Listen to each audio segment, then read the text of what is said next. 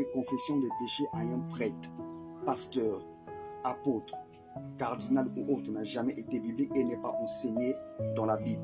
Dans l'ancienne alliance, oui, le souverain sacrificateur ou le prêtre ou un sacrificateur était le médiateur entre le peuple et Dieu. Exode chapitre 29, verset 36, Lévitique chapitre 9, verset 15. Et quand le pécheur emmenait soit un taureau ou un bouc, le sacrificateur ou le prêtre faisait quoi? Le service expiatoire. Mais aujourd'hui, cela n'est plus nécessaire par le sacrifice de Jésus-Christ. Hébreux chapitre 4, verset 16. Approchons-nous du trône de la grâce avec assurance afin d'obtenir la miséricorde de Dieu. 1 Pierre chapitre 2, verset 5 au verset 9. Nous sommes une race élue, une sacerdoce royale. Apocalypse chapitre 1, verset 6. Il a fait de nous un royaume de sacrificateurs. Combien les enfants de Dieu aujourd'hui, leurs secrets ont été dévoilés, exposés dans l'église? Parce qu'il a dévoilé sa vie chez un pasteur médiseur, un pasteur qui ne garde pas de secrets.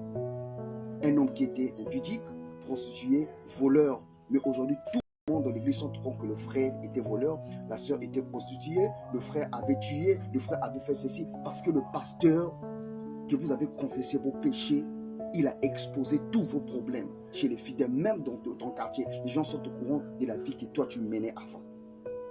Dans notre langue, on les appelle les pasteurs songi-songi. Dans d'autres pays, on appelle comment, je peux dire, les pasteurs Kombosa. Combien de couples aujourd'hui qui ont quitté les églises, beaucoup de familles, des frères qui ont quitté l'église parce que tout ce qu'il a rencontré chez le pasteur est allé exposer ses problèmes dans l'église. Partout, frère, pasteur, changeons notre comportement. C'est pourquoi la confession des péchés chez un pasteur n'a jamais été biblique.